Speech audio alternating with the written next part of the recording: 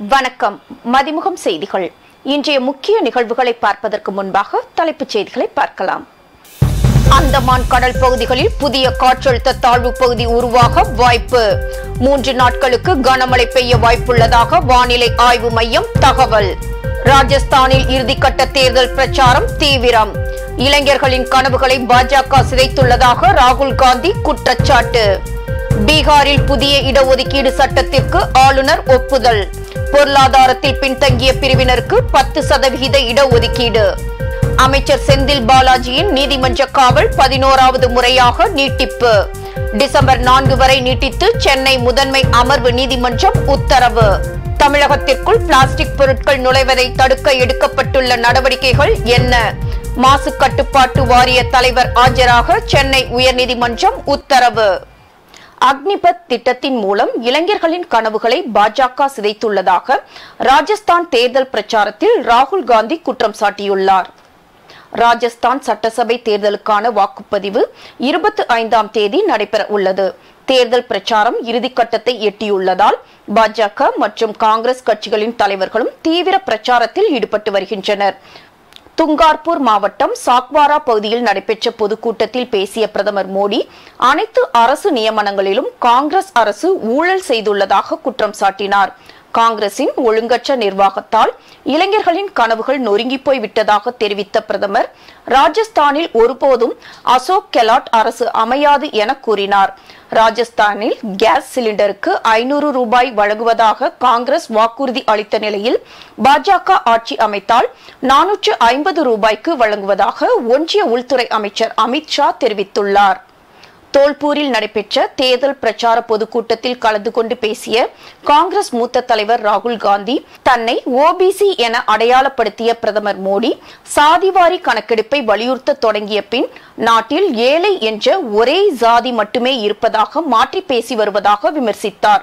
கோடிக்கணக்கில் நிரந்தர வேலை வாய்ப்புகளை உருவாக்குவோம் என கூறி ஆட்சிக்கு வந்த பாஜக இருக்கும் வேலை வாய்ப்புகளையும் குறைத்து வருவதாக குற்றம் சாட்டிய ராகுல் காந்தி இளைஞர்களின் கனவுகளை அக்னிபத் திட்டத்தின் மூலம் பாஜக சிதைத்துள்ளதாக தெரிவித்தார். சாபுரா பகுதியில் பேசிய காங்கிரஸ் பொதுச் செயலாளர் பிரியங்கா காந்தி பாஜகவுக்கு வாக்களித்தால் மத்திய பிரதேச நிலைதான் ராஜஸ்தானுக்கும் ஏற்படும் என தெரிவித்தார். மத்திய பிரதேசத்தில் பாஜக 18 ஆண்டுகளுக்கு மேலாக ஆட்சி செய்தும் மக்கள் பணியை முறையாக மேற்கொள்ளாததால் சாதி மதங்களின் அடிப்படையில் வாக்கு சேகரித்து வருவதாகவும் அவர் குற்றம் சாட்டினார்.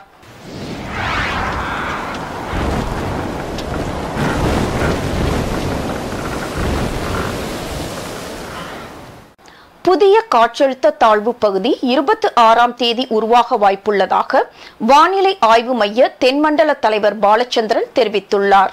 தமிழ்நாட்டில் கடந்த ஒரு வாரமாக தொடர்ந்து பெய்து வரும் மழையால் முக்கிய அணைகளில் நீர் நிரம்பியுள்ளது. சென்னையில் நள்ளிரவு முதல் விட்டுவிட்டு மழை பெய்து வருகிறது. சென்னையில் உள்ள 16 சுரங்கப்பாதைகளில் எந்த இடத்திலும் தண்ணீர் தேங்காமல் உள்ளதால் வாகன போக்குவரத்து சீராக உள்ளதாக மாநகராட்சி தெரிவித்துள்ளது. கனமழை காரணமாக சென்னை விமான நிலையத்தில் இருந்து புறப்பட வேண்டிய 22 விமானங்கள் 1 மணி நேரத்துக்கும் மேல் தாமதமாக புறப்பட்டது. தஞ்சை, புதுச்சேரி, நாகப்பட்டினம், மயிலாடுதுறை உள்ளிட்ட மாவட்டங்களில் பெய்து வரும் கனமழையால் சாலையில் வெள்ளப்பெருக்கு ஏற்பட்டது. இந்நிலையில் சென்னையில் செய்தியாளர்களை சந்தித்த தென்மண்டல தலைவர் பாலச்சந்திரன் தமிழகம் மற்றும் அதனை ஒட்டியுள்ள கேரள பகுதிகளில் நிலவும் வளிமண்டல கீழடுக்கு சுழற்சி காரணமாக அடுத்த 3 நாட்களுக்கு தமிழ்நாடு, புதுச்சேரி மற்றும் காரைக்கால் பகுதிகளில் அநேக இடங்களில் இடி மின்னலுடன் கூடிய லேசானது முதல் மிதமான மழை பெய்யக்கூடும் என தெரிவித்தார். அடுத்த 24 மணி நேரத்தில் நீலகிரி, தேனி, கோவை, திண்டுக்கல் ஆகிய மேற்கு தொடர்ச்சி மலையை ஒட்டியுள்ள மாவட்டங்களில் கன முதல் மிக கனமழையும், டெல்டா மாவட்டங்களில் ஓரிரு இடங்களில் கனமழையும் பெய்ய வாய்ப்புள்ளதாகவும் தெரிவித்துள்ளார். 26ஆம் தேதி அந்தமான் கடற்பகுதியில் ஒரு குறைந்த காற்றழுத்த தாழ்வு பகுதி உருவாகக்கூடும் என்றும் இது மேற்கு வடமேற்கு திசையில் நகர்ந்து தென்கிழக்கு வங்கக்கடல் மற்றும் அதனை ஒட்டியுள்ள அந்தமான் கடல் பகுதியில் நவம்பர் 27ஆம் தேதி காற்றழுத்த தாழ்வு மண்டலமாக வலுப்பெறக்கூடும் எனவும் தெரிவித்துள்ளார். சென்னை மற்றும் புறநகரை பொறுத்தவரை அடுத்து வரும் 2 தினங்களுக்கு மிதமான மழை பெய்யக்கூடும் என தெரிவித்த அவர் ஆழ்கடலில் உள்ள மீனவர்கள் 26ஆம் தேதிக்குள் கரைக்கு திரும்புமாறு அறிவுறுத்தியுள்ளார். தமிழகம் மற்றும் அதனை ஒட்டியுள்ள கேரள பகுதிகளின் மேல் வளிமண்டல கீழடுக்கு சுழற்சி நிலவுகிறது. கடந்த 24 மணி நேரத்தில் தமிழகம், புதுவை, காரைக்கால் பகுதிகளில் பரவலாக மழை பெய்துள்ளது. அதிகபட்சமாக திருப்பூர் மாவட்டத்தில் திருப்பூரில் 17 சென்டிமீட்டர் மழை பதிவாகியுள்ளது. கடந்த 24 மணி நேரத்தில் 15 இடங்களில் கனமழையும் 5 இடங்களில் மிக கனமழையும் பதிவாகியுள்ளது. வானிலை முன்னறிவிப்பை பொறுத்தவரையில் அடுத்த ஒரு 3 தினங்களுக்கு தமிழகம், புதுவை, காரைக்கால் பகுதிகளில் அநேக இடங்களில் மிதமான மழை பெய்யக்கூடும். கனமழை பொறுத்தவரையில் அடுத்து வரும் 24 மணி நேரத்திற்கு கோவை, நீலகிரி, தேனி, திண்டுக்கல் ஆகிய மேற்கு தொடர்ச்சி மலையொட்டியுள்ள மாவட்டங்களில் ஓரிரு இடங்களில் கன முதல் மிக கனமழையும், டெல்டா மாவட்டங்களில் ஓரிரு இடங்களில் கனமழைக்கும் பெய்வதற்கும் வாய்ப்புள்ளது. சென்னை மற்றும் புறநகரை பொறுத்தவரையில் மிதமான மழை பெய்யக்கூடும். மேலும் 26ஆம் தேதி அந்தமான் கடற்பகுதியில் குறைந்த காற்றழுத்த தாழ்வு பகுதி உருவாகக்கூடும். இது மேற்கு வடமேற்கு திசையில் நகர்ந்து தென்கிழக்கு வங்கக்கடல் மற்றும் அதனை ஒட்டியுள்ள அந்தமான் கடல் பகுதியில் காற்றழுத்த தாழ்வு மண்டலமாக வலுப்பெறக்கூடும். எனவே ஆழ்கடலில் இருக்கின்ற மீனவர்கள் 26ஆம் தேதிக்குள் கரைக்கு திரும்புமாறு அறிவுறுத்தப்படுகிறார்கள். அறநிலையத்துறை செயல்பாடுகளுக்கு களங்கம் கற்பிக்கும் வகையில் அவதூறு பரப்பப்படுவதாக அமைச்சர் சேகர் பாபு குற்றம் சாட்டியுள்ளார். அறநிலையத்துறை தொடர்பாக வாட்ஸ்அப் மூலம் பரப்பப்படும் அவதூறுகளுக்கு அமைச்சர் சேகர் பாபு திட்டவட்டமாக மறுத்துள்ளார். சென்னையில் செய்தியாளர்களிடம் பேசிய இந்து சமய அறநிலையத்துறை அமைச்சர் சேகர் பாபு, இதுவரை இல்லாத வகையில் 30 மாதங்களில் அறநிலையத்துறை பல்வேறு சிறப்பான நடவடிக்கைகளை மேற்கொண்டுள்ளதாக தெரிவித்துள்ளார். திமுக அரசு பதவியேற்றவுடன் குறைகளை பதிவிடுக என்ற திட்டம் அறிமுகப்படுத்தப்பட்டு இதன் மூலம் தமிழ்நாடு முழுவதும் உள்ள கோவில்கள் தொடர்பான புகார்கள் பெறப்பட்டுள்ளதாக தெரிவித்தார். கோயில் சொத்துக்கள் திருடப்பட்டு வருவதாக ஒன்றிய அமைச்சர் நிர்மலா சீதாராமன் குற்றச்சாட்டுக்கு பதிலளித்த அமைச்சர் சேகர் பாபு, உயர் பொறுப்பில் இருப்பவர்கள் ஆதாரத்துடன் குற்றச்சாட்டை நிரூபித்தால் நிச்சயம் நடவடிக்கை எடுக்கப்படும் என தெரிவித்தார். சென்னை மாநகரத்தில் எந்தவிதமான விளம்பர பதாகைகளும் அனுமதியின்றி வைக்கப்பட்டால் அகற்றுவது அரசினுடைய கடமை. அந்த வகையில் நீங்கள் அனுமதி பெறாமல் வைக்கப்பட்ட ஒரு விளம்பர பலகையை அகற்றுவது மாநகராட்சியினுடைய கடமையா இல்லையா? அப்படி அகற்றப்பட்ட பேனருக்காக நீங்கள் முறையீடு செய்வது உங்களுக்குரிய ஜனநாயக கடமை. அதில் எந்தவிதமான மாறுபட்ட கருத்தும் எங்களுக்கு இல்லை.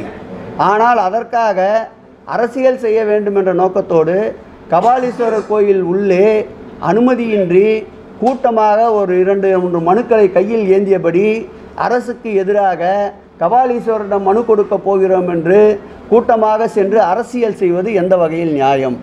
எங்கள் முதல்வரை பொறுத்தளவில் ஆன்மீக தளத்திலே, அதுவும் இறைவன் வழிபாடு செய்கின்ற இடத்திலே எந்த விதமான அரசியலும் செய்யக்கூடாது என்று உத்தரவிட்டிருக்கின்றார். ஆகவே இது சட்டத்தின் ஆட்சி என்பதால் சட்டப்படி இது போன்ற விதிமீறல்களுக்கு நடவடிக்கை எடுப்பது தவிர்க்க முடியாது. உளவுத்துறை என்ன செய்து கொண்டிருக்கிறது என்று கேட்டீர்கள்.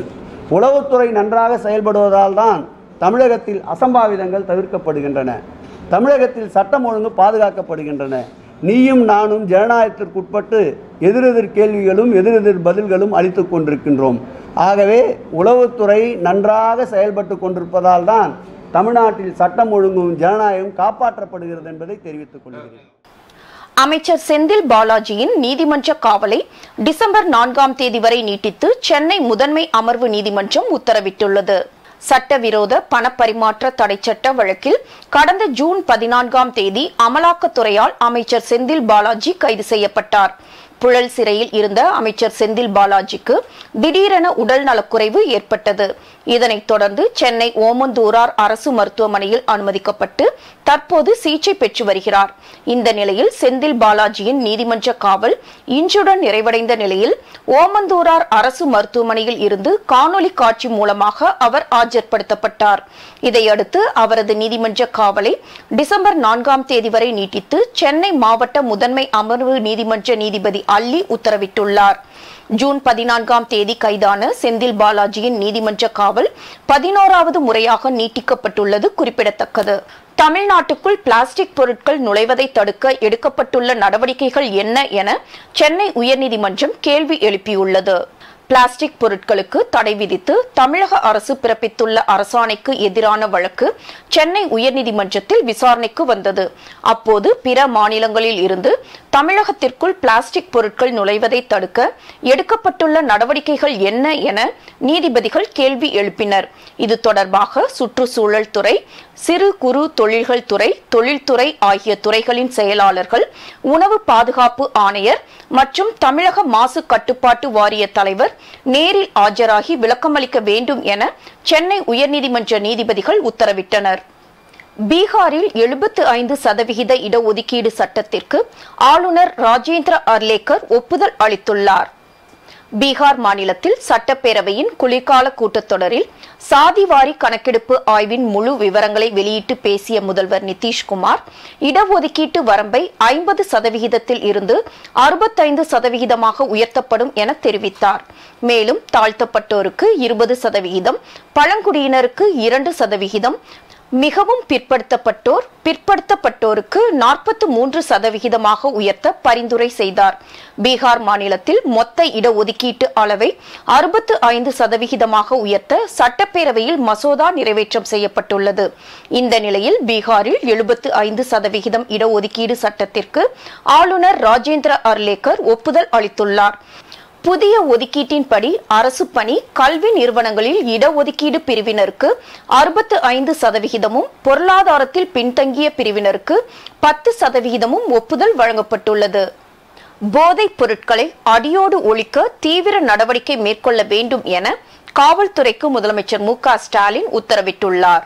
போதைப் பொருள் தடுப்பு தொடர்பான ஆலோசனை கூட்டத்தில் பேசிய முதலமைச்சர் மு.க.ஸ்டாலின், போதைப் பொருட்கள் நடமாட்டத்தை கட்டுப்படுத்திடவும், பள்ளி கல்லூரிகளில் போதைப் பொருட்கள் தடுப்பு விழிப்புணர்வு பிரச்சாரங்களை அதிகப்படுத்திடவும் உத்தரவிட்டார். போதைப் பொருட்கள் எந்த வடிவில் வந்தாலும் அதை அடியோடு ஒழிக்க தீவிரமாக நடவடிக்கை மேற்கொள்ளவும் முதலமைச்சர் ஸ்டாலின் காவல்துறைக்கு உத்தரவிட்டார். முதலமைச்சர் தலைமையில் நாட்டு நல பணித்திட்ட மாணவர்கள், தேசிய மாணவர் படை, பள்ளி மற்றும் கல்லூரி மாணவர்கள் போதைப் பொருட்கள் ஒழிப்பு குறித்த உறுதிமொழி ஏற்கப்பட்டது. இதற்கிடையே திருநெல்வேலி மாவட்டத்தில் சாலை விபத்தில் உயிரிழந்த தனியார் தொலைக்காட்சியின் மாவட்ட செய்தியாளர் முத்துக்குமார் மறைவுக்கு முதலமைச்சர் மு.க.ஸ்டாலின் இரங்கல் தெரிவித்துள்ளார். கங்கை கொண்டான் பகுதியில் செய்தி சேகரிக்க சென்ற முத்துக்குமார் சாலையின் குறுக்கே நாய் வந்ததை அறிந்து நிலை தடுமாறி கீழே விழுந்து படுகாயமடைந்தார். நெல்லை அரசு மருத்துவமனையில் சிகிச்சை பலனின்றி உயிரிழந்த அவருக்கு இரங்கல் தெரிவித்துள்ள முதலமைச்சர் பொது நிவாரண நிதியிலிருந்து 3 லட்சம் வழங்கிட உத்தரவிட்டுள்ளார். கோவை, திருப்பூர் மாவட்டங்களில் பரவும் வைரஸ் காய்ச்சலை தடுக்க நடவடிக்கை எடுக்கப்பட்டு வருவதாக அமைச்சர் மா சுப்பிரமணியன் தெரிவித்துள்ளார். திருப்பூர் மாவட்டம் பெருமாநல்லூரில் அரசு ஆரம்ப சுகாதார நிலைய கட்டிட திறப்பு விழா நடைபெற்றது. இதில் மருத்துவம் மற்றும் மக்கள் நல்வாழ்வுத்துறை அமைச்சர் மா சுப்பிரமணியன் கலந்து கொண்டு கட்டிடங்களை திறந்து வைத்தார். பின்னர் செய்தியாளர்களை சந்தித்த அமைச்சர், மழைக்காலங்களில் பரவக்கூடிய வைரஸ் காய்ச்சல் குறித்து மக்கள் அச்சம் கொள்ள வேண்டாம் என கேட்டுக்கொண்டார். மழைக்காலத்தில் வருகிற நோய்கள் டெங்கு, மலேரியா, இன்ஃப்ளூயன்சா போன்ற பல்வேறு வைரஸ் காய்ச்சல்கள் பரவி வருகிறது. பொதுவாக எல்லா வடகிழக்கு பருவமழையின் போதும் இது தொடரும். அந்த வகையில் ஒவ்வொரு ஆண்டுமே இந்த பாதிப்பு என்பது டிசம்பர் இறுதிக்குள் 10-15 வரைக்கும் வரும். இது அதிகபட்ச பாதிப்புகள், உயிரிழப்புகள் எப்போ நடந்ததுன்னா 2012 66 உயிரிழப்புகள், 12,000க்கும் மேற்பட்ட பாதிப்புகள். அதுக்கப்புறம் 2017 65 உயிரிழப்புகள், 23,000க்கும் மேற்பட்ட பாதிப்புகள். தொடர்ந்து ஒவ்வொரு வருடமும் அந்த டெங்கு கண்டறியப்பட்ட நாளிலிருந்து வருகிற பாதிப்புகள் என்பது ஒரு 10-12,000 வரைக்கும் வரும். ஜனவரி 1ஆம் தேதி தொடங்கி இதுவரைக்கும் வந்திருக்கிற பாதிப்புகள் ஒரு 6,500 அளவில் வந்திருக்கிறது. தமிழ்நாட்டில் டெங்கு மிக கட்டுப்பாட்டில் இருந்து கொண்டிருக்கிறது. குறிப்பாக மாண்புமிகு தமிழ்நாட்டின் முதலமைச்சர் அவர்கள் பல்வேறு உயர் அலுவலர்களுடனான கூட்டங்கள் நடத்தியும், தலைமைச் செயலாளர் மாவட்ட அளவிலான கூட்டங்கள் பல நடத்தியும், மக்கள் நல்வாழ்வுத்துறையின் சார்பில் பல்வேறு சேவை துறைகளை ஒருங்கிணைத்து 5-6 கூட்டங்களை நடத்தியும் தொடர்ந்து பணிகளை செய்து வருகிறோம். ஊதா நிற பால் பாக்கெட் விற்பனையை ஊக்குவிக்க முடிவு செய்யப்பட்டுள்ளதாக அமைச்சர் மனோ தங்கராஜ் தெரிவித்துள்ளார். ஆவின் பச்சை நிற பால் பாக்கெட்டை பொறுத்தவரை பசும்பாலில் கூடுதலாக 1% கொழுப்பு சேர்த்து விற்பனை செய்யப்படுகிறது. கூடுதலாக கொழுப்பு சேர்ப்பது இன்றைய வாழ்க்கை தரத்துக்கு தேவையற்ற ஒன்றாக உள்ளதாக தெரிவித்த அமைச்சர் மனோ தங்கராஜ், பல வாடிக்கையாளர்கள் கூடுதலாக கொழுப்பு அல்லது புரதம் உள்ளிட்ட திடப்பொருட்கள் சேர்ப்பதை விரும்பவில்லை என்பதால் ஆவின் பச்சை நிற பாக்கெட் பாலை ஊக்குவிப்பதற்கு பதிலாக ஊதா நிற பால் பாக்கெட் விற்பனையை ஊக்குவிக்க முடிவு செய்யப்பட்டிருப்பதாக தெரிவித்துள்ளார். அதிமுக முன்னாள் அமைச்சர் KP அன்பழகன் மீதான சொத்து குவிப்பு வழக்கு விசாரணை டிசம்பர் 8ஆம் தேதிக்கு ஒத்திவைக்கப்பட்டது. கடந்த அதிமுக ஆட்சியில் முன்னாள் அமைச்சர் KP அன்பழகன் வருமானத்திற்கு அதிகமாக சொத்து சேர்த்துள்ளதாக லஞ்ச ஒழிப்பு காவல்துறையினர் வழக்கு பதிவு செய்து அவர் மீது 10,000 பக்கங்கள் அடங்கிய குற்றப்பத்திரிகையினை தர்மபுரி நீதிமன்றத்தில் தாக்கல் செய்திருந்தனர். இதனைத் தொடர்ந்து நீதிமன்றத்தில் வழக்கு விசாரணை கடந்த 6ஆம் தேதி தொடங்கிய நிலையில் இன்று 2வது முறையாக KP அன்பழகன், அவரது மனைவி மல்லிகா உள்ளிட்ட 11 பேரும் விசாரணைக்காக நீதிமன்றத்தில் ஆஜரானர். அவர்களிடம் சில கேள்விகளை கேட்ட நீதிபதி வழக்கு விசாரணையை டிசம்பர் 8ஆம் தேதி ஒத்திவைத்து உத்தரவிட்டனர். திருவண்ணாமலை மாவட்டத்தில் அடுத்தடுத்து ஏற்பட்ட விபத்தில் 2 உயிரிழந்த நிலையில் 10க்கும் மேற்பட்டோர் படுகாயம் அடைந்தனர். திருவண்ணாமலை மாவட்டம் செங்கம் அடுத்த கோலாப்பாடி பகுதியில் திருவண்ணாமலையில் இருந்து பெங்களூரு நோக்கி சென்ற கர்நாடக மாநில அரசு பேருந்தும் பெங்களூரில் இருந்து திருவண்ணாமலை நோக்கி சென்ற மினி வேனும் நேருக்கு நேர் மோதிக்கொண்ட விபத்தில் வேன் ஓட்டுநர் உடல் நசுங்கி சம்பவ இடத்திலேயே பரிதாபமாக உயிரிழந்தார். மேலும் பேருந்தில் பயணம் செய்த 10க்கும் மேற்பட்டோர் படுகாயம் அடைந்தனர். இதேபோல் கோலாப்பாடி கிராமத்தில் கர்நாடக அரசு பேருந்தும் திருவண்ணாமலை நோக்கி வந்த ஒரு காரும் எதிர்பாராத விதமாக நேருக்கு நேர் மோதியதில் கார் ஓட்டுநர் சம்பவ இடத்திலேயே உயிரிழந்தார்.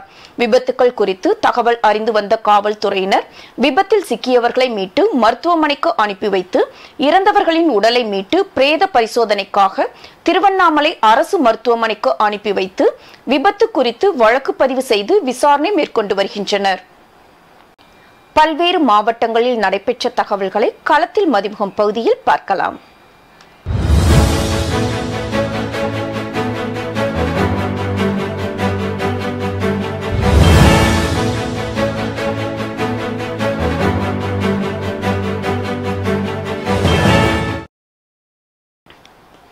கோயம்புத்தூர் டவுன் சார்பில் RCD லிம்ப் 2 ரன் எனும் திட்டத்தின் துவக்க விழா நடைபெற்றது. இதனை கோவை மாநகர ஆணையர் பாலகிருஷ்ணன் துவக்கி வைத்தார். பின்னர் செய்தியாளர்களிடம் பேசிய இந்த அமைப்பின் தலைவர் காட்வின் கூறுகையில், விளையாட்டு வீரர்கள் தங்களது கால் ஜவ்வு கிழிவு காரணமாக பாதிக்கப்பட்டு நடக்க முடியாதவர்களுக்கு கோவை VGM மருத்துவமனையில் Rotary Club of Coimbatore Town அமைப்பின் சார்பாக அறுவை சிகிச்சை அளிக்க இருப்பதாகவும் இதற்காக மருத்துவர் சுமன் மற்றும் அவரது குழுவினர் உள்ளதாக கூறினார். ஒரு 10 விளையாட்டு வீரர்கள் இருந்தாங்கன்னா கேரண்டி அவங்களோட பிளே டைம்ல 10 பேருக்குமே இன்ஜுரி ஆகும். அதுல ஒரு 2 இல்லைன்னா 3 பேருக்கு ஒரு சர்ஜரி வர மாதிரி ஒரு சிச்சுவேஷன் வருது. மந்த்லி ஒரு 50-60 சர்ஜரிஸ் பண்ணாலும் அட்லீஸ்ட் ஒரு 10 பேராவது பணம் இல்ல ப்ராப்ளம் இருக்குன்னு அந்த மாதிரி ஒரு சிச்சுவேஷன் வருது. அப்பதான் டவுன் டவுன் கிளப்போட சேர்ந்து இந்த ப்ராஜெக்ட் உருவாக்கணும்.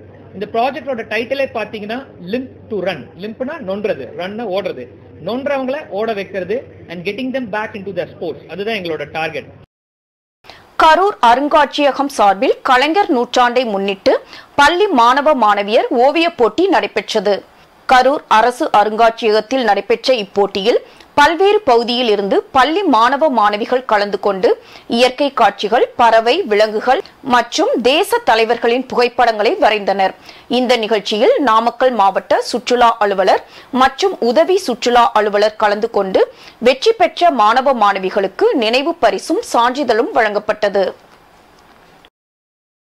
சேலம் மாவட்டம் ஆத்தூர் அதன் சுற்றுவட்டார பகுதியில் பனிப்பொழிவு மற்றும் சாகுபடி செய்யப்பட்ட சாமந்தி பூக்களுக்கு உரிய விலை கிடைக்காததால் விவசாயிகள் பூக்களை அறுவடை செய்யாமல் செடியிலே விட்டுவிட்டதால் பூக்கள் செடியிலேயே கருகி பெரும் நஷ்டத்தை சந்தித்துள்ளதாக விவசாயிகள் வேதனை தெரிவித்துள்ளனர். திருப்பத்தூர் மாவட்டம் வாணியம்பாடி அருகே 40 வயது மதிக்கத்தக்க இளைஞரை கொலை செய்து அரைகுறையாக புதைக்கப்பட்டு இருப்பதாக அப்பகுதியில் ஆடு மேய்க்க சென்ற சிலர் காவல்துறையினருக்கு தகவல் அளித்துள்ளனர். தகவலின் பெயரில் சம்பவ இடத்திற்கு சென்ற காவல்துறையினர் புதைக்கப்பட்ட சடலத்தை தோண்டி எடுத்து பிரேத பரிசோதனைக்காக வாணியம்பாடி அரசு மருத்துவமனைக்கு அனுப்பி வைத்தனர். மேலும் பாறை மீது பதியப்பட்டுள்ள இரத்த கறைகளை சேகரித்து கொலை செய்யப்பட்டுள்ள நபர் யார், கொலைக்கான காரணம் என்ன என்பது குறித்தும் கொலை செய்த நபர்கள் குறித்தும் தீவிர விசாரணை மேற்கொண்டு வருகின்றனர்.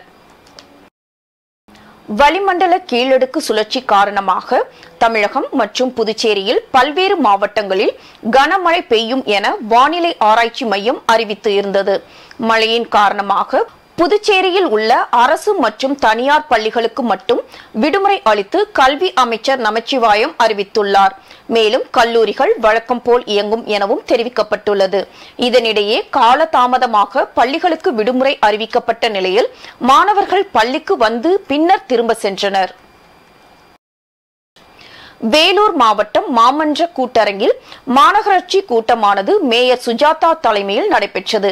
இக்கூட்டத்தில் துணை மேயர் சுனில் மற்றும் ஆணையர் ஜானகி, சட்டமன்ற உறுப்பினர் கார்த்திகேயன் உள்ளிட்டோர் பங்கேற்றனர்.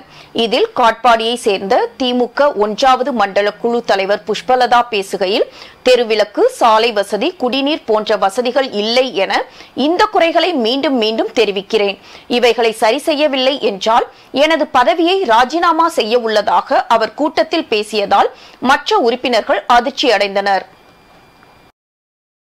புதுச்சேரியில் விசைப்படகு உரிமையாளர் சங்கத்தை சேர்ந்த பாஸ்கர் மற்றும் அருகில் இருந்த மீனவர் இடையே ஏற்பட்ட தகராறின் காரணமாக அந்த அங்காடியில் மீன் விற்பனை செய்ய எதிர்ப்பு தெரிவித்து குபேர் அங்காடி மீனவர் சங்க தலைவி மாலதி தடை விதித்தார்.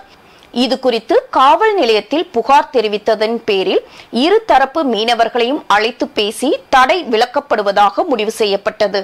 ஆனால் இதுவரை தடை விலக்கப்படாததால் ஆத்திரமடைந்த வீராம்பட்டினம் விசைப்படகு உரிமையாளர் சங்கத்தினர் மரப்பாலம் சந்திப்பில் கொட்டும் மழையிலும் சாலை மறியல் போராட்டத்தில் ஈடுபட்டனர். தமிழ்நாடு முழுவதும் கலைஞரின் பேனா வடிவில் வடிவமைக்கப்பட்ட முத்தமிழ் தேர் என்ற அலங்கார ஊர்தி அனைத்து மாவட்டங்களுக்கும் சென்று பொதுமக்கள் பார்வைக்கு காட்சிப்படுத்தப்பட்டு வருகிறது.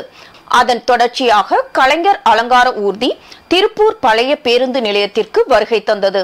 இதனை செய்தித்துறை அமைச்சர் மு.பே. சாமிநாதன் மற்றும் ஆதி திராவிடர் நலத்துறை அமைச்சர் கயல்விழி செல்வராஜ் மற்றும் மேயர் தினேஷ்குமார் பலர் கலந்து கொண்டு முத்தமிழ் தேர் அலங்கார ஊர்தியை மாலை அணிவித்து வரவேற்றனர். சேலம் மாவட்டம் வீரகனூர் அருகே குண்டும் குழியுமான சாலையில் பேருந்துகள் இயக்கப்படாததால் பள்ளிக்கு செல்லும் மாணவ மாணவிகள், வாகன ஓட்டிகள் பெரும் சிரமத்திற்கு ஆளாகி வருவதாக வேதனை தெரிவிக்கின்றனர். எனவே கிராமப்புற சாலையை சீரமைத்து தர வேண்டும் என பொதுமக்கள் அரசுக்கு கோரிக்கை விடுத்துள்ளனர். திருவண்ணாமலை அண்ணாமலையார் கோயிலில் மகா தீப திருவிழாவின் 6ஆம் நாளில் ஸ்ரீ விநாயகர், சந்திரசேகர் உள்ளிட்ட பஞ்சமூர்த்திகள் வெள்ளி யானை வாகனங்களிலும் தொடர்ந்து 63 நாயன்மார்கள் மாடவீதி உலாவும் நடைபெற்றது. இந்நிகழ்ச்சியில் திருவண்ணாமலை அரசு ஆண்கள் மேல்நிலைப் பள்ளி மாணவர்கள் 63 நாயன்மார்கள் எழுந்தருளிய பல்லக்குகளை கொட்டும் மழையிலும் தூக்கி சென்று மாடவீதி உலா வந்தனர். கலைஞர் நூற்றாண்டு விழாவை ஒட்டி கடலூர் மாவட்டத்தில் மாநகராட்சி தூய்மை பணியாளர்கள், ஒப்பந்த பணியாளர்கள் மற்றும் மாநகராட்சி உட்புற மற்றும் வெளிப்புற அலுவலருக்கான சிறப்பு பல்நோக்கு மருத்துவ முகாம் நடைபெற்றது. இந்த நிகழ்வினை மாவட்ட ஆட்சியர் அருண் தம்புராஜ், மேயர் சுந்தரி ராஜா, துணை மேயர் தாமரை செல்வன் ஆகியோர் கலந்து கொண்டு துவக்கி வைத்தனர். இதில் 500க்கும் மேற்பட்ட தூய்மை பணியாளர்கள் கலந்து கொண்டு பயன்பெற்றனர். கோவை அவினாசி சாலை பாப்பநாயக்கன் பாளையத்தில் இந்திய அவசர சிகிச்சை மருத்துவ சொசைட்டி அசோசியேஷன் சார்பாக ISCCM தின கொண்டாட்ட விழா நிகழ்ச்சி நடைபெற்றது. இந்நிகழ்ச்சியில் அமைப்பின் தலைவர் சிவக்குமார், செயலாளர் சத்தியமூர்த்தி உள்ளிட்டோர் பங்கேற்று ICU பிரிவில் சிகிச்சை அளிக்கும் முறைகள், நோயாளிகளை அணுகும் முறை குறித்து விவாதித்தனர். இன்றைய தங்கம் வெள்ளி விலை வழங்குவோர் அட்டிகா கோல்ட் கம்பெனி. சென்னையில் தங்கத்தின் விலையில் எவ்வித மாற்றமும் இன்றி 22 கேரட் ஆபரண தங்கத்தின் விலை கிராமுக்கு 5,730 ரூபாய்க்கு விற்பனை செய்யப்படுகிறது. மேலும் ஒரு சவரன் தங்கம் 45,840 ரூபாய்க்கு விற்பனை செய்யப்படுகிறது. வெள்ளியின் விலை கிராமுக்கு 40 காசுகள் குறைந்து 1 கிராம் வெள்ளி 79 ரூபாய்க்கும் 1 கிலோ வெள்ளி 79,000 ரூபாய்க்கும் விற்பனை செய்யப்படுகிறது. விதிமுறைகளை முழுமையாக பின்பற்றாத ஏர் இந்தியா நிறுவனத்துக்கு விமான போக்குவரத்து இயக்குநரகம் 10 லட்சம் அபராதம் விதித்துள்ளது. கொச்சி, தில்லி, பெங்களூரு விமான நிலையங்களில் DGCA அதிகாரிகள் கடந்த மே மற்றும் செப்டம்பர் மாதங்களில் ஆய்வு மேற்கொண்டனர். தற்போது விமானங்களை தாமதமாக இயக்குதல், பயணிகளை விமானத்தில் ஏற்ற மறுப்பது, பயன்படுத்த முடியாத இருக்கைகளில் பயணித்தவர்களுக்கு உரிய இழப்பீடு வழங்காதிருத்தல் என ஏர் இந்தியா நிறுவனம் மீது புகார் கூறப்பட்டது. இது தொடர்பாக விளக்கம் கேட்டு ஏர் இந்தியா நிறுவனத்திற்கு கடந்த 3ஆம் தேதி விமான போக்குவரத்து இயக்குநரகம் நோட்டீஸ் அனுப்பியிருந்தது. இந்நிலையில் பயணிகளின் விமான சேவையில் குறைபாடு உள்ளதாக கூறி ஏர் இந்தியா நிறுவனத்துக்கு 10 லட்சம் ரூபாய் அபராதம் விதித்து விமான போக்குவரத்து இயக்குநரகம் உத்தரவிட்டுள்ளது. எக்ஸ் வலைதளத்தில் விளம்பரங்கள் மூலம் கிடைக்கும் வருவாயை போரினால் பாதிக்கப்பட்ட இஸ்ரேல் மற்றும் காசா மருத்துவமனைகளுக்கு நன்கொடையாக வழங்க உள்ளதாக எலான் மஸ்க் கூறியுள்ளார். இஸ்ரேல் மீது அக்டோபர் 7ஆம் தேதி ஹமாஸ் பயங்கரவாத அமைப்பு ஆயிரக்கணக்கான ராக்கெட்டுகளை வீசி தாக்குதல் நடத்தியதுடன் எல்லை பகுதியையும் சூறையாடி வன்முறையில் ஈடுபட்டது. இதற்கு இஸ்ரேலும் பதிலடி கொடுத்து வருகிறது. இரு தரப்பினருக்கும் இடையேயான மோதல் 1 மாதத்திற்கும் மேலாக தொடர்ந்து நீடித்து வரும் நிலையில் 4 நாட்கள் போர் நிறுத்தத்திற்கு இஸ்ரேல் முன்வந்துள்ளது. இந்த நிலையில் போர் தொடர்பாக வரும் விளம்பரங்கள் மற்றும் சந்தாக்கள் மூலம் கிடைக்கும் அனைத்து வருவாயையும் இஸ்ரேலில் உள்ள மருத்துவமனைகள் மற்றும் காசாவின் செஞ்சிலுவை சங்கங்களுக்கு நிதியாக வழங்கப் போவதாக எலான் மஸ்க் தனது எக்ஸ் வலைதள பக்கத்தில் பதிவிட்டுள்ளார். மீண்டும் தலைப்புச் செய்திகள். அந்தமான் கடல் பகுதிகளில் புதிய காற்றழுத்த தாழ்வு பகுதி உருவாக வாய்ப்பு. 3 நாட்களுக்கு கனமழை பெய்ய வாய்ப்புள்ளதாக வானிலை ஆய்வு மையம் தகவல். ராஜஸ்தானில் இறுதிக்கட்ட தேர்தல் பிரச்சாரம் தீவிரம். இளைஞர்களின் கனவுகளை பாஜக சிதைத்துள்ளதாக ராகுல் காந்தி குற்றச்சாட்டு. பீகாரில் புதிய இடஒதுக்கீடு சட்டத்திற்கு ஆளுநர் ஒப்புதல். பொருளாதாரத்தில் பின்தங்கிய பிரிவினருக்கு 10% இடஒதுக்கீடு. அமைச்சர் செந்தில் பாலாஜியின் நீதிமன்ற காவல் 11வது முறையாக நீட்டிப்பு. டிசம்பர் 4 வரை நீட்டித்து சென்னை முதன்மை அமர்வு நீதிமன்றம் உத்தரவு. தமிழகத்திற்குள் பிளாஸ்டிக் பொருட்கள் நுழைவதை தடுக்க எடுக்கப்பட்டுள்ள நடவடிக்கைகள் என்ன? மாசு கட்டுப்பாட்டு வாரிய தலைவர் ஆஜராக சென்னை உயர்நீதிமன்றம் உத்தரவு. இத்துடன் செய்திகள் நிறைவடைந்தன. மீண்டும் செய்திகள் காலை 8 மணிக்கு. மேலும் செய்திகளை தெரிந்து கொள்ள மதிமுகம் பிரைம் யூடியூப் தளத்தில் இணைந்திருங்கள்.